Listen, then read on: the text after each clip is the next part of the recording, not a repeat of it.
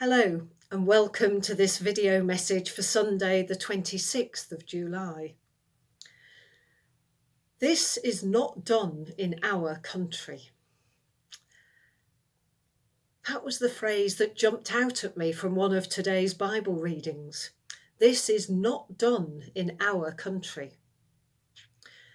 I wonder what you make of that phrase. Perhaps it depends quite a lot on the tone of voice. This is not done in our country. Condemnatory. Or this is not done in our country. Superior. Or this isn't done in our country. More explanatory. Well, in today's reading from Genesis, chapter 29 and verse 26, we can't be sure of the tone that is used.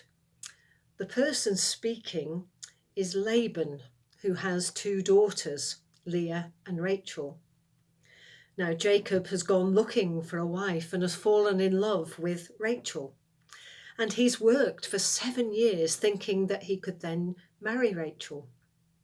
But only at the end of those 7 years does her father, Laban, first trick Jacob into marrying Leah, Rachel's older sister, and then explain that as Rachel is the younger sister, she cannot be married until her elder sister is married, because this is not done in our country. Now, there's a great deal that could be said about this passage in terms of Jacob getting his comeuppance. After all, he was the one, the younger brother, who deceived his elder brother Esau. The deceiver, though, is now being deceived himself. But I'd like us to dwell a little longer on this phrase. This is not done in our country. I think we've become much more aware of the need to understand and to value other cultures in recent years, and also to understand the damage that has been done when that hasn't been the case. Imperialism or Western missionary zeal at its worst. I wonder, however, if we always take the time to apply it at a smaller level, to family customs, church ways, village or town cultures. This is not done in our whatever. And let's not automatically apply it to others, defending our culture, which might be a temptation. But let's first apply it to ourselves as we interact with different cultures at whatever level. Let's aim to understand what the norms are for other people, other families, other groups, other churches. What is not done in their culture?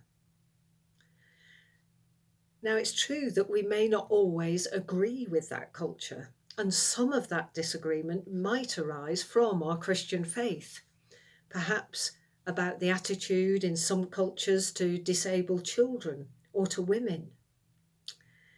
But when that's the case, let's also remember a different Bible reading from this morning, a reading from Matthew chapter 13, where Jesus speaks of the kingdom of heaven as being like yeast mixed into flour.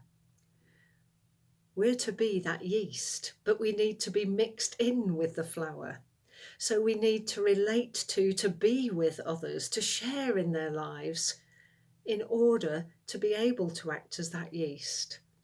And then God can work through us to bring about his kingdom, which may sometimes include cultural change, remembering that God's kingdom is a kingdom of justice, of peace, of compassion. And let's also recognise that God may work through others to help us to reassess our culture too. So I'd invite you to think now of something that you find difficult in terms of culture, the way of doing things, that you find difficult in your workplace, amongst friends or family, where you live, or in church, and see what God might be saying to you about understanding the reasons and possibly then accepting and joining in with that custom, or possibly about acting as yeast to bring about change. And may God grant us all the wisdom to know when one route is necessary and not the other, whether that's the understanding route or the trying to bring about change route. Amen.